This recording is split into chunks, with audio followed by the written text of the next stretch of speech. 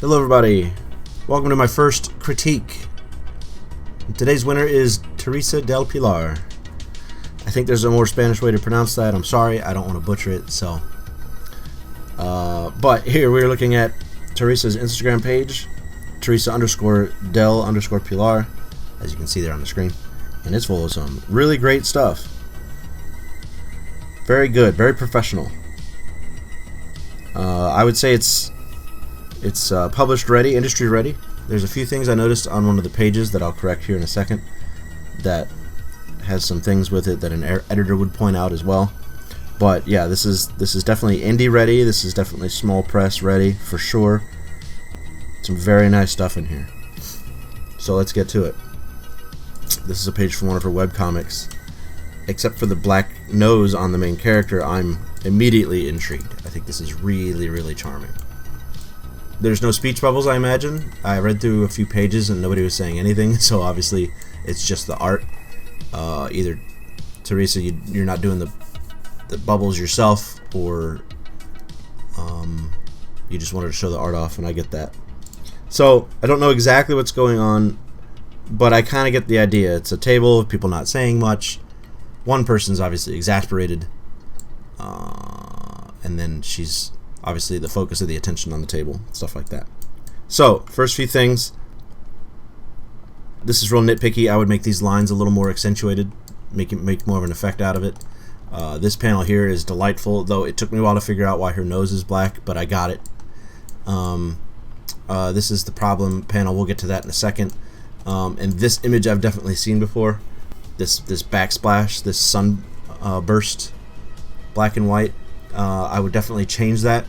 Me personally, I would rather see all of the lines connecting from that point. Alright, so two things. I would either have all the lines come from here and not stop right here. I would have them connect behind her, obviously, all the way across like that. Or I would have the sunburst, come from behind her, so that all the lines resonate from that point. I don't really know your objective here, so I can't really state what would look best, because I don't know what your objective is. But I do know that that's like a clipped image that you got off an image search, so that looks pretty bad, and it doesn't really match. It's pixelated, stuff like that. Alright, now this guy.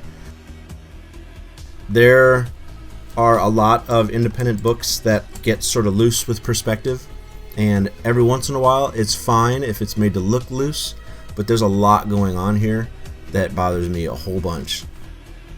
Nitpicky first, I wouldn't do the squiggles here. It looks a little too lazy. I would just try to write something. Now if it's getting covered by speech balloons, then don't do it, right? You're wasting your time. And there's a lot of negative space here, and like I said, there's no speech balloons, so if it's getting covered and you didn't put texture there because it's just going to get covered, then good for you. You definitely thought ahead. I've definitely covered a lot of backgrounds with my speech balloons and regretted it every time. But beyond that, the perspective is a little wacky, right? So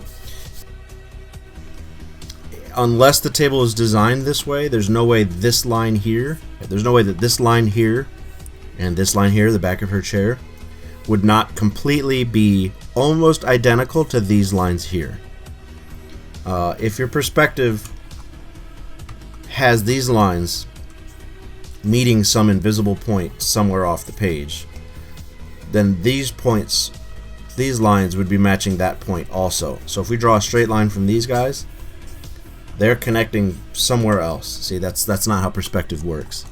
The vanishing point for these three lines are all going to be the same place. So if this vanishing point's here, then this dresser should look like that. Now I know that's not the case, because that's some extreme perspective, and that doesn't look good. So more likely, the leg of the table is going to match the side of the dresser, or the shelves. Now these lines are a little close. You see how they're going to meet somewhere down here? that means that's your vanishing point, where these lines meet, which means your table has to meet there too. And that doesn't look right either. So, what's going to happen is you're probably going to have to redraw every single line. But that might mean you have to create a vanishing point for yourself. Or you just make every line perfectly straight and call it quits. A lot of times that works just fine, though it's very lazy. Not lazy, just simple and a little visually uninteresting, right? Making every line straight up and down like that. It sort of flattens your camera lens and makes it look, you know, uninteresting. So, if you don't want to draw straight lines on everything, because that's kind of boring, then you need to construct a new layer for yourself and figure out what your perspective is. So you've got all these lines going this way, and then your top of your table's going this way as well. So you've got a perspective, a vanishing point somewhere right here. So then all your other lines, which it kind of looks like you did this at one point, are coming from there. Yeah, that kind of works. So you've done your homework on one of your vanishing points.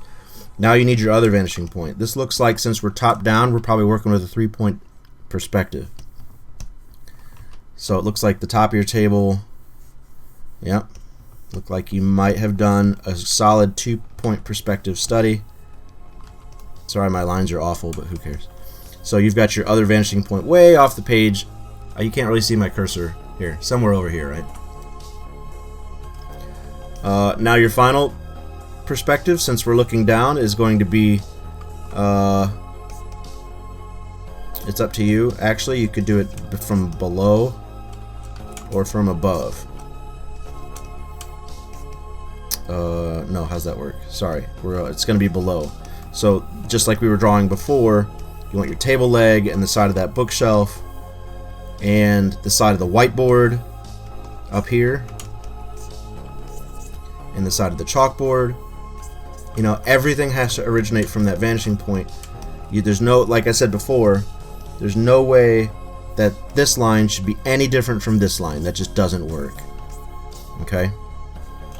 So, basically,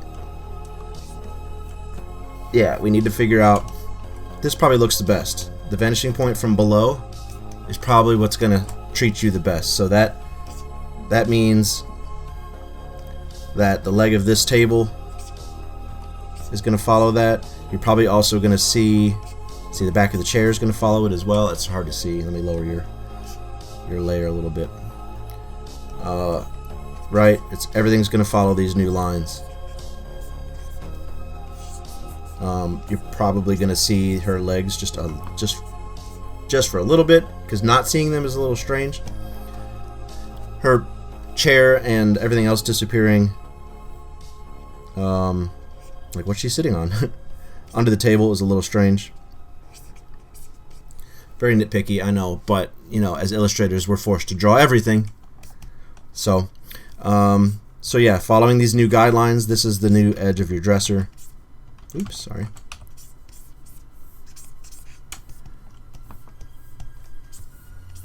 There are some tools out there that'll help you cheat through this. That'll let you pull some perspective lines on top of your picture, but it's really not that difficult to just put some vanishing points and draw things accordingly. So yeah, there's going to be a bit of redrawing going on here for your whiteboard. My dogs are barking. Looks like your chalkboard is fine, but your whiteboard is mixing everybody up, right? And then again, just put some